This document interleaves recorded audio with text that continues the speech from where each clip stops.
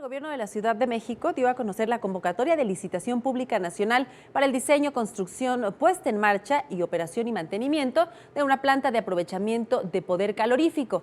Esta planta, llamada de termovalorización, permitirá aprovechar los residuos sólidos urbanos para producir energía eléctrica y minimizar el uso de rellenos sanitarios. Y es que de las 13,000 toneladas de basura que se generan al día en la ciudad, el Servicio Público de Limpieza maneja 12,700 toneladas. 4,100 son aprovechadas a través de diferentes procesos, 8,600 son enviadas a rellenos sanitarios y el resto no tiene un manejo porque obedece a factores como el hecho de que los residuos no son entregados para su recolección. Esto fue lo que dijo el jefe de gobierno al respecto. Escuchemos.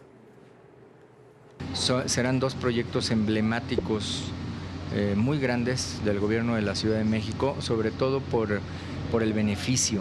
O sea, donde tiene el mayor valor estos proyectos es en poder hacer la gestión de cerca de 6,000 toneladas de basura, de poder dar electricidad con esa basura, de generar un ahorro sustancial para la Ciudad de México, de ya no tener que hacer tiro de basura a cielo abierto.